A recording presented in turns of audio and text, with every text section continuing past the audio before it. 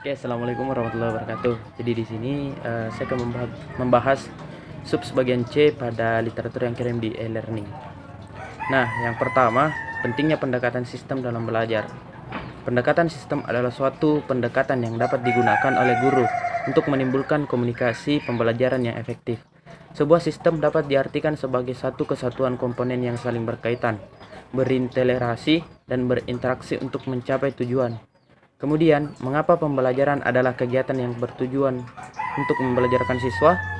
Nah, di sini analisis setiap komponen yang membentuk sistem pembelajaran akan bermanfaat untuk merancang atau merencanakan suatu proses pembelajaran itu sendiri. Perencanaan adalah proses atau cara berpikir yang dapat membantu menciptakan hasil yang diharapkan. Oleh karena itu, menurut Sanjaya, proses perencanaan yang sistematis dalam proses pembelajaran memiliki beberapa keuntungan, diantaranya A. Melalui sistem perencanaan yang matang, guru akan terhindar dari keberhasilan secara untung-untungan. Dengan demikian, pendekatan sistem memiliki daya ramal yang kuat tentang keberhasilan suatu proses pembelajaran, karena memang perencanaan disusun untuk mencapai hasil yang optimal. B. Melalui sistem perencanaan, guru dapat memanfaatkan segala potensi yang dianggap positif, serta dapat menghindari segala sesuatu yang negatif yang dapat mengganggu proses pembelajaran. C. Melalui sistem perencanaan yang sistematis, setiap guru dapat menggambarkan berbagai hambatan yang mungkin akan dihadapi sehingga dapat menentukan berbagai strategi yang akan dilakukan untuk mencapai tujuan yang diharapkan.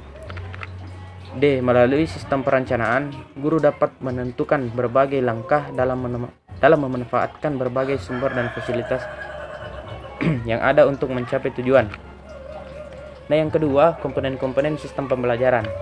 Belajar adalah suatu proses perubahan tingkah laku.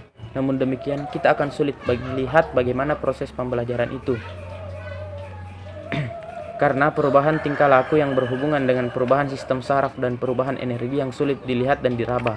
Proses terjadinya perubahan tingkah laku merupakan suatu misteri atau para ahli psikologi menamakannya sebagai black box atau kotak hitam.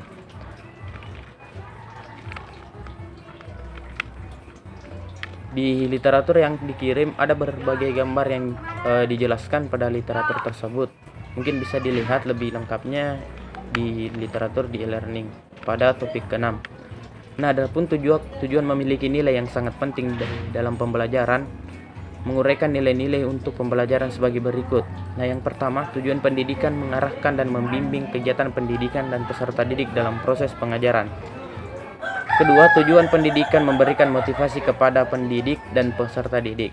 Yang ketiga, tujuan pendidikan memberikan pedoman dan petunjuk kepada pendidik dalam rangka memilih dan menentukan metode atau menyediakan lingkungan belajar bagi peserta didik. Yang keempat, tujuan pendidikan yang penting maknanya dalam rangka memilih dan menentukan alat peraga pendidikan yang akan digunakan. Dan tujuan yang kelima adalah tujuan pendidikan yang penting dalam menentukan alat atau teknik penilaian pendidik terhadap hasil belajar peserta didik. Itulah tadi presentasi yang saya bawakan. Lebih dan kurangnya mohon dimaafkan. Assalamualaikum warahmatullahi wabarakatuh.